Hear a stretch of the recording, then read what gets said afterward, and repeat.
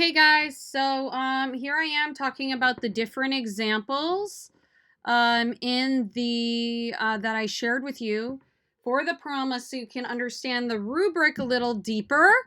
If you can see right here, if I click and I zoom in, there are different facets of a strong sophomore promise monologue, and here are a bunch of them. Literary devices having to do with storytelling, really describing what you see with imagery, using dialogue, showing what was said, great metaphors. That's great storytelling. So I highlighted some of that. I also included rhetorical devices, asking questions in that category. Conflict being the orange. Conflict is an opportunity for crescendo. Vulnerability, admitting mistakes.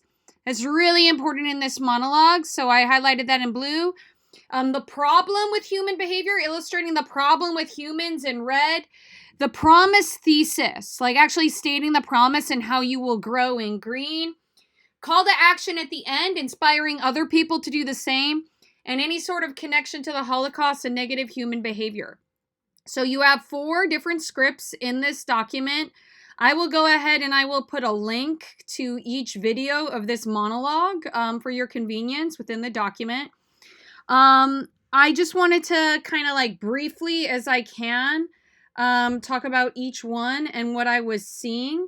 I'm going to zoom out a little so I could see my comments. And then I have my rubric key at the side here. I will leave these colors in for you. As you could see, like just by skimming, you can see what someone does really, really well. I don't want to go into detail about each one, but maybe I'll focus on vulnerability first. Liz shows vulnerability because she admits that she too has been racist to her own people, which is a really, really powerful thing to admit.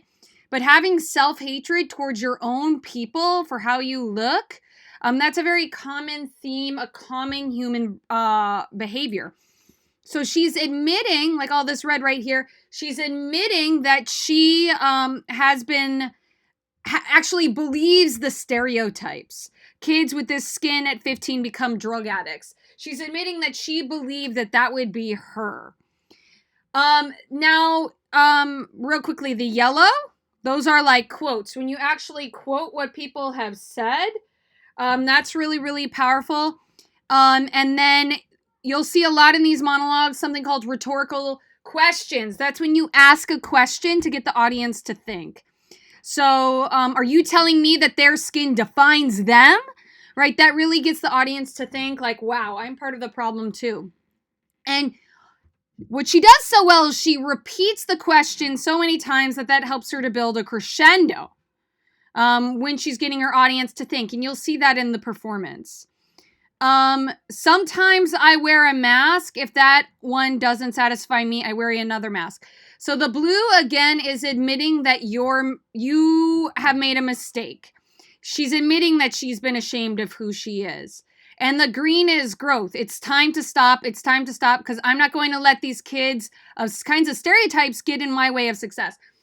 So you could see, like, this is her promise. I refuse to be silent. I stand with you. I stand up to you.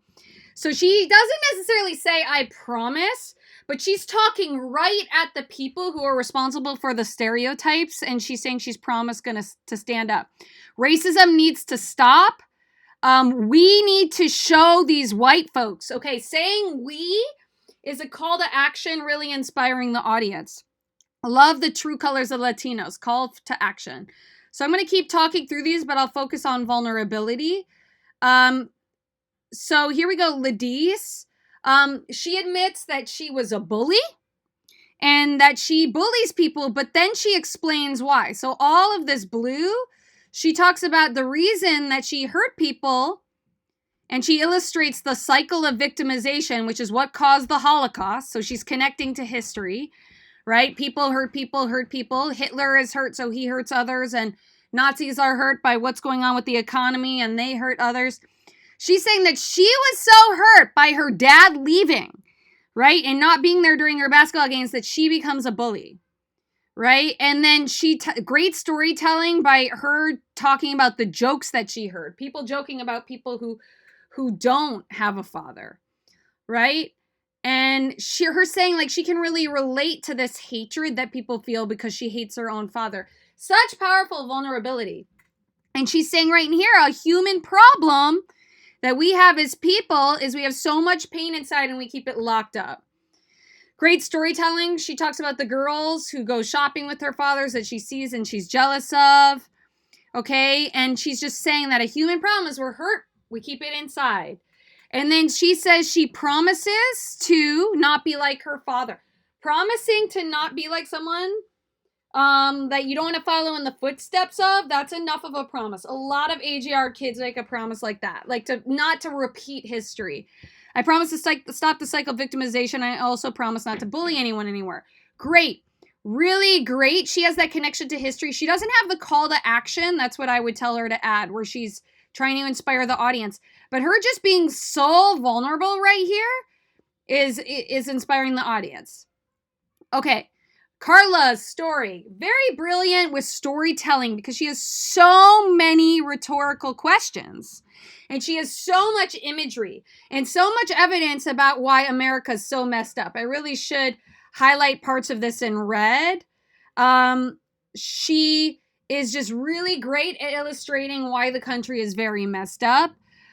This monologue was written after Trump was elected. So there's like America is like having more struggles when she wrote this, but just really great. Oh God, I didn't see that coming for a response, illustrating problems. Okay, and then blue. She admits that she's a bystander. Notice how the blue is woven with the red. She's still talking about problems, how a father was abducted, probably by ICE. And she's like illustrating the problem of racism. You could use Spanish for dialogue. Totally cool. Puts us there. And then she says, where was I? Where were you? By saying where were you to the audience, kind of like calling to action, you're trying to inspire them to stand up. And she's saying, I promise I won't give in to the norm. But by asking questions, that's trying to inspire the audience, right? Could have more of a call to action, but really great. Really great stuff in here. I can and will. Great, great, great dialogue. Cindy, stunning piece of literature here. Why is it so stunning? Look at all the blue, right? I used to act like there is nothing wrong. We all act like that there is nothing wrong. That is like one of the greatest problems that led to the Holocaust. So she talks about how she did the same thing. She talks about how she has self-hatred, which is a great thing. Like, I mean, self-hatred's not great, but she admits that she has felt hatred for herself. And through that vulnerability, she's illustrating a human problem. Cave of Ignorance, referencing to the unit. She was stuck in the cave. Liz kind of does that too. Where's Liz? Liz does this. It's so great. She says, I made it out of the cave. I left the cave. I see the bright light. This should really be highlighted in yellow. Can I change that live? I don't have my formatting palette. But like seeing the bright light of the truth. What powerful images. Great storytelling. So back to Cindy.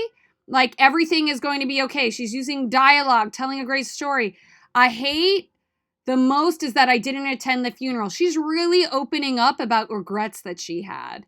And she's telling a story about something that kept her silent. Really, really stunning. She says what her mom said. She says what she was thinking. Great writing when she says, but not anymore. Okay, so here we are in the middle of the monologue and she illustrates this problem, but she's saying, but I'm not going to let that impact me anymore. Right? I'm not going to worry about what other people think of me. I'm going to worry about what I think of myself. References the Cave of Ignorance. Just such good writing. Illustrates the problem that links to facing history. I acted as if there was nothing wrong. I was a bystander. I was silent. And then just saying I was wrong, that's enough vulnerability to show just a stunning story, guys. So from here on out, I promise to always use my voice. But I know that it'll take time. So she's promising, but she's saying it's going to take me a long time to use my voice. And then, and she talks about self-hatred. She uses all of this. She talks about like being a bystander, but all of this text to do a call to action. So she does really great work with inspiring the audience to do stuff.